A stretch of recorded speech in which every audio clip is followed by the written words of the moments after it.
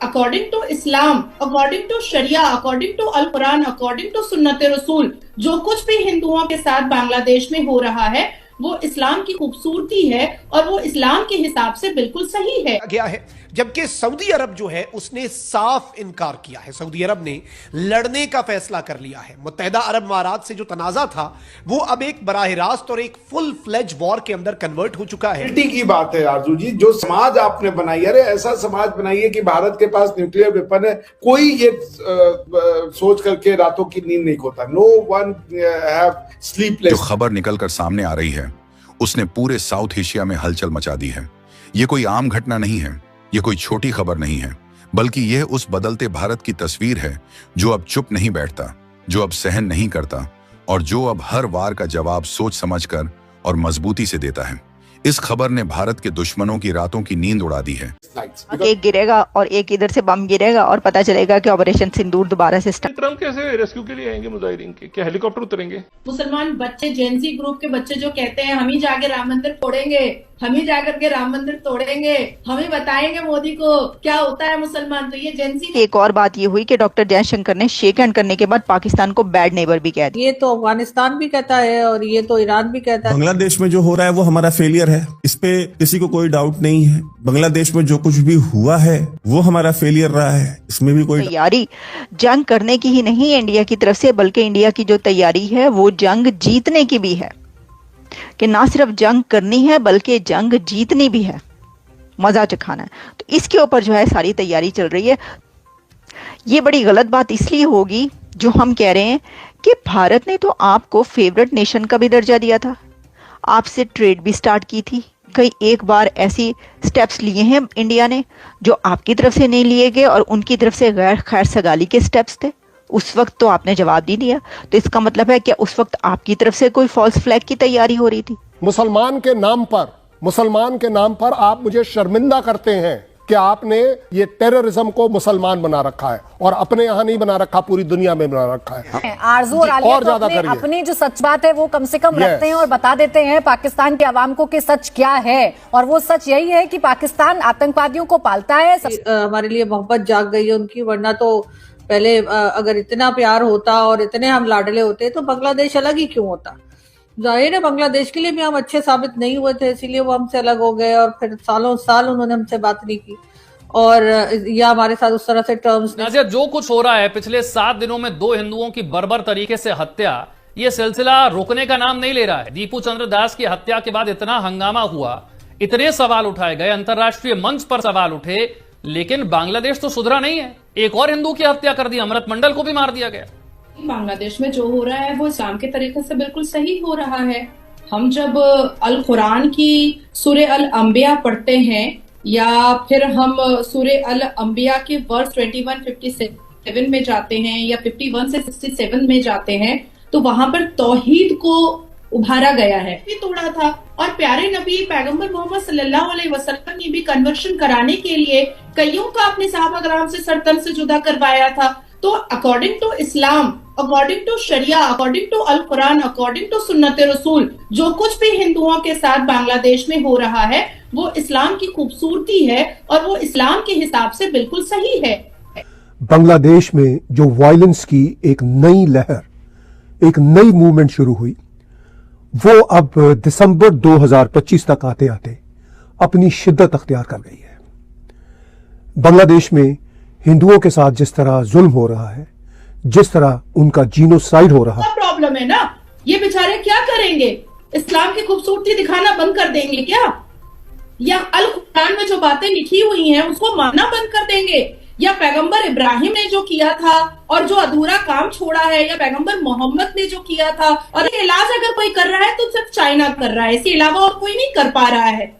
तो ये जो मृत्यु दंड है, ये जो इस्लामिक मौत की सजा है, ये तभी रुक पाएगी जब बांग्लादेश में भी चाइना जैसा कोई ट्रीटमेंट आएगा। ये कि मोहम्मद यूनुस हो, चाइना हो, सीआई हो, पाकिस्तान हो, वो सभी चाहते हैं कि भारत युद्ध करे, और हमारा मकसद है कि जितना कम से कम हमारा कोलैटरल डैमेज हो हम वो करें। हमने तैयारी शुरू कर दी है और तैयारी भी ऐसी करी है कि अब हम जो ये पूरा एरिया है, जिसको हम अपना सिलीगुड़ी का कॉरिडोर बोलते हैं, उसके ऊपर पूरी नजर है हमारी, उसको हॉटबेड बना। तो लीजिए फिर गाली सुनना पड़ेगा। देश के प्रधानमंत्री को जितनी गालियां पड़ती हैं उसका 1% भी हमें नहीं पड़ता है। देश के प्रधानमंत्री को विपक्ष दल के नेता बैठ करके जिस हिसाब से मुसलमानों को माइक दे करके उनकी माँ के चीथड़े उड़ाते हैं, देश के प्रधानमंत्री के माँ के, हमारी माओ के भी चीथड़े उड़ते हैं। को जला कर मारा गया, वो बहुत ही विभत्स है, बहुत ही दुखदाई है, और उस पर कोई भी जिसके अंदर इंसानियत होगी सबको दुख होगा। जहां पर हमारे जो सीडीएस है उन्होंने बोल दिया था कि युद्ध के अंदर जीत की एक करेंसी है, वो है जमीन, और अब ज्योग्राफी जो है वो हमारी डेस्टिनी बनने वाली है और हम ज्योग्राफी चेंज करने वाले हैं। मैं इसलिए बोल रहा हूं, मैंने पहले भी अमेरिका ने जो जापान पे चलाया था वो जापान के लोगों को मारने के लिए नहीं चलाया था, जापान से उन्होंने सरेंडर करवाने के लिए, वरना अगर उनका पर्पस मारना होता तो वो 10 और न्यूक्लियर बम मार देते। The very moment Japan said कि हम सरेंडर कर रहे हैं, खेल खत्म हो गया। उसके बाद से 2 सिटीज पे मारा था, और आप कह रहे हैं कि मतलब आप अगर ये जापानीज सुनिए, यकीन करें वो तो आपको सू कर देंगे। क्या मतलब इस तरह की बात करें, हमें गाजर मूली की तरह काट के, और आप कहते हैं कि किसी को आप ले आइए कोर्ट ऑफ लॉ में, क्या सू करेगा? मैं कह रहा हूं कि मतलब मैं फिरता रहूं, आजकल वैसे ही बाहर जाने में पाबंदी लगी हुई है, तो जाते सर हम चलाने की जरूरत। चलाने के बाद देखिए न्यूक्लियर वेपन से आप क्या पाते हैं? भारत को हराना ही चाहते ना। न्यूक्लियर वेपन बनाने के बाद से आपको ये पता था कि अगर आपके पास न्यूक्लियर वेपन, अगर आपको ये पता होता इंडिया के पास नहीं है, मैं लिखित में दे रहा हूं, आप चला देते। से प्रेशर में है। नाज़रीन मुनी को लेकर भी जो मीडिया में कल से चर्चाएं बनी हुई हैं, और कुछ ही दिन पहले हमने देखा था कि प्रथम आलो और जो डेली स्टार जैसे कई सारे लीडिंग न्यूज़पेपर्स हैं, उनके ऑफिस पर भी इसी तरह की भीड़ इकट्ठा हुई थी। और द ग्लोबल टीवी है उसकी टोरंटो में मारूफ खालिस्तानी रहनुमा हरदीप सिंह निज्जर का कत्ल भी इंडियन खुफिया एजेंसी रॉ ने कराया था, और इसी तरह रॉ के एक सेल ने न्यूयॉर्क में खालिस्तान तहरीक के रहनुमा पन्नू के कत्ल की साजिश रचाई। कदम उठाए जा रहे थे बांग्लादेश बॉर्डर पर, और लगातार बांग्लादेश की तरफ से भी भारत को लेकर एक के बाद एक थ्रेट दिए जा रहे थे। बांग्लादेश में लगातार अस्थिरता के बीच खबरें सामने आ रही थीं कि जल्द ही चीन या पाकिस्तान की तरफ से भी कोई बड़ा कदम उठाया जा सकता है। लेकिन इस वक्त जो खबर सामने आई है उसने पूरी दुनिया को चौंका दिया है, और इस वक्त बांग्लादेश के ऊपर लगातार दुनिया की नजरें टिक चुकी हैं। अब तक भारत और बांग्लादेश के बीच रहा यह कॉन्फ्लिक्ट अब इंटरनेशनल होता हुआ दिखाई दे रहा है। बांग्लादेश को ऊपर से भी कट करना है, नीचे से भी कट करना है, इनको सबक सिखाएंगे। इंडियन आर्मी चीफ की बात हुई है बांग्लादेश के आर्मी चीफ वकरुज़्ज़मान के साथ, एंड एक वार्निंग भी गई था कि मदरसे के कई कमरों की दीवार उड़ गई, उसके पास की इमारतों में भी दरारें आई हैं। अब तो बांग्लादेश को 2 टुकड़े कर देंगे। आपके ज़हन में एक सवाल पैदा होना चाहिए कि बांग्लादेश के मौजूदा पॉलिटिकल बैलेंस ऑफ पावर का सबसे बड़ा स्टेक होल्डर कौन है? डॉक्टर मोहम्मद यूनुस की जो इंटरिम केयरटेकर गवर्नमेंट है, इस गवर्नमेंट के पीछे कौन है? हमारी शहादतें दी, हमारे 9000 लोग जख्मी हुए, कई सौ लोग परमानेंटली डिसेबल हुए, किसके लिए हुए भाई? अब अगर ये कोई गुमान है क्या कि भारतीय सेना तो मुसलमान के लिए लड़ेगी? जब हिंदू और हिंदू का हित होगा तो भारतीय सेना तो उसको भी लिबरेट कराएगी ना। बांग्लादेश के आर्मी चीफ वकरुज़्ज़मान के साथ, एंड वेयर ऑफ कोर्स यहां से कंसर्न तो गया होगा बड़ा क्लियरली, एंड एक वार्निंग भी गई होगी, क्योंकि उसके बाद वहां से जो स्टेटमेंट आया है कि भैया we will do everything possible to protect Indian assets. Leaders हैं जिनका नाम लेके इंडियन एनालिस्ट ये कह रहे हैं कि वो भी हमारी हिट लिस्ट पे हैं और उनको भी मार दिया। 7 सिस्टर्स को हम ये कर देंगे, वो कर देंगे, तो आई थिंक इंडिया कुछ ना कुछ करेगा वहां, बिकॉज़ देयर इज प्रेशर। 7 दिन बाद they would require another issue. कर दिया। बांग्लादेश में भारी तबाही मची हुई है, वहां हिंदुओं को चुन चुन कर निशाना बनाया जा रहा है। अब तो हिंदुओं ने आवाज उठा ली है कि मोदी सरकार हमारी मदद करे, हमारे लिए बॉर्डर खोल दे। ग्रिगोर रिविच की बड़ी चेतावनी सामने आई है, इसे अब और तत्कालीन सोवियत संघ के समर्थन से हुआ था। रूस के राजदूत ने ढाका में बैठकर एक एक बांग्लादेशी को याद दिलाया है कि 1971 में आपको आजादी भारत की मदद से ही मिली है। की याद भी दिलाई और याद दिलाते हुए कहा कि बांग्लादेश की आजादी में भारत का अहम योगदान रहा है और रूस ने भी बांग्लादेश की मदद। अब भी पाकिस्तान में अपनी सरगर्मी में मुलव्विस है। असदुल्लाह वलीद करके एक लश्कर तैयबा का बंदा जो अभी पीपल्स एंटी फैशिस्ट फ्रंट के हिसाब से अपने आप को नाम, एक और को टपका दिया गया है, खबर ये आ रही है। सोचा भी नहीं होगा कि उसके साथ ये होने जा। और अब दूसरी जानिब अफगान बॉर्डर पर भी इस जहरियत का सामना है। हमारी अस्करी दिफाई पॉलिसी आपके ख्याल में क्या होनी चाहिए? किसने मारा, किसके लिए मारा, क्यों मारा, क्या मारा, किसी को कोई आइडिया नहीं है, बट वो जरूर मरा है। इसके बाद जा रहा होता है, वो पहला कांटेक्ट जो होता है वो इस तरह के लोगों के साथ होता है। एक पैटर्न भी बनता है यहाँ पर, जैसे मैंने आपको बताया कि एक जहाँ पर जो प्रोपेगेंडा वाले और उर्दू स्पीकिंग प्रोपेगेंडा वाले और पिछले भी चाइना, टर्की, इनको मिल के अपने दिफा मजबूत करने के लिए आपस में हाथ मिला। इंडिया के साथ जो जंग है ना, अगर यूनिलैटरल है, इसमें मोदी नहीं मिला हुआ ना, तो वो इसकी ऐसे की तैसी कर देंगे। Allah. It's a bomb blast without firing a single. अब हमारा जो आर्मी चीफ है ना, उसकी तो इस वक्त फटी पड़ी है। भाई ऐसा करें कि आप भाग के बंकर में घुस जाएं। पाकिस्तान जिसने दहशतगर्दी के खिलाफ तवील, कठिन और पुररेस जंग लड़ी, आज एक नई लहर का सामना कर रहे हैं।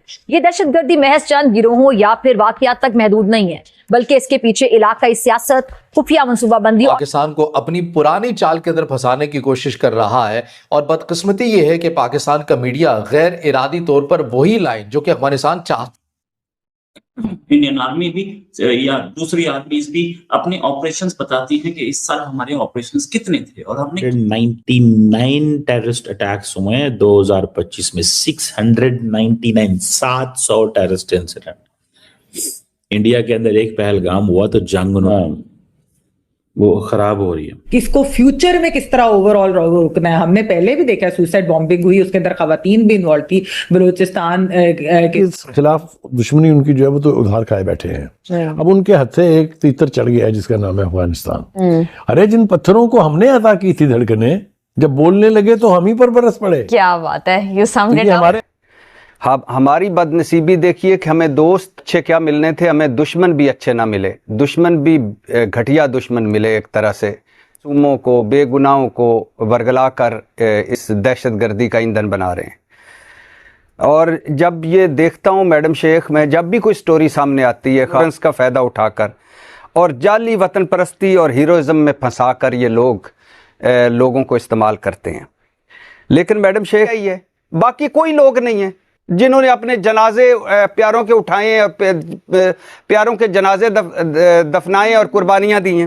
वेपन कैसे चलाया जाए, सेल्फ डिफेंस कैसा किया जाए, ये सब की जो ट्रेनिंग दी जा रही है जिसमें महिलाएं भी शामिल हैं, सर इसको कैसे देखा जाए? मैं तो सिर्फ इतना पूछना चाहता हूँ, अगर दहशतगर्दी का वाकया वहां पे होता है तो पाकिस्तान पे क्या हमला कर दिया? देखें, सबसे बड़ी बात यह है कि इंडिया आप पे जरूर हमला करेगा। ये बात मेरी लिख। डिमांड है गवर्नमेंट से एक ही कि अब बांग्लादेश का 2 टुकड़े करने हैं। जो टुकड़े हमें चाहिए, एक तो चिकन कॉरिडोर के पास और दूसरा चिटागोंग के पास। बांग्लादेश ने इंडिपेंडेंस हासिल की because of Indian help as well, और रशिया ने भी सपोर्ट की थी। तो मैडम ये बात तो साबित हो गई कि पाकिस्तान को तोड़ने में इंडिया का और रशिया का किरदार है। मैडम 71 की वो दोबारा से एक्टिव कर दी गई है, नए बेसिस को क्रिएट कर दिया मिजोरम के बॉर्डर के पास। और we are watching tri junction. Indian army chief ने बोल दिया डायरेक्ट मैसेज कि इस बार 0 टॉलरेंस होगा। में इंडिया ने बांग्लादेश के लिए किया। शेख हसीना जो फॉर्मर प्राइम मिनिस्टर है इंडिया में इस वक्त रह रही हैं, उन्होंने भी एक ईमेल के जरिए एक इंटरव्यू दिया इंटरनेशनल न्यूज़ एजेंसी को। तो वहाँ पर भी उन्होंने कहा कि जो डॉक्टर यूनस हैं वो उन लोगों को प्रमोट कर रहे हैं जो पार्टी से हो सकते हैं, लेकिन इसमें किसी और का कसूर, किसी और को घसीटना और उसके साथ ये गैर इंसानी सलूक करना मेरे ख्याल में किसी सूरत एक्सेप्टेबल नहीं है। और जो वीजा हाई कमीशन के बाहर खड़े होकर हमें सिर्फ 1 घंटा चाहिए और 20 मिनट के अंदर ये ढाका में भागता हुआ दिखाई देगा आपको। ये है पावर।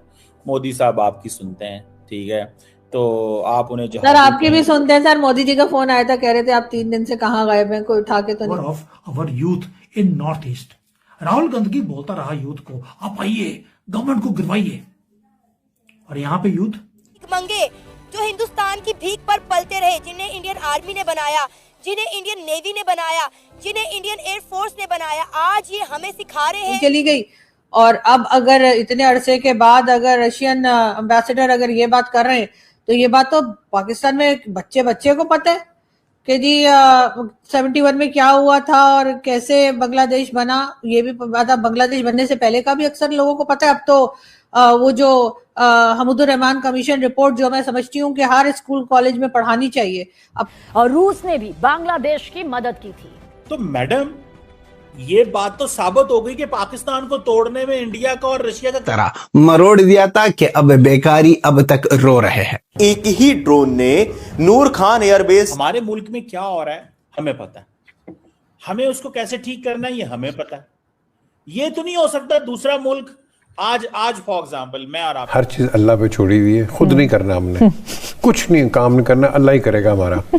बात ये है कि क्या अल्लाह की हमारी कोई दुश्मनी है? वो जिसको हम काफिर कहते हैं उसने जहाँ गाड़ी बना दी। लेकिन ये बांग्लादेश बात भूल चुका है। इसके साथ ही उन्होंने बांग्लादेश को 1971 की याद भी दिलाई और याद दिलाते हुए कहा कि बांग्लादेश की आजादी में भारत का अहम योगदान रहा है।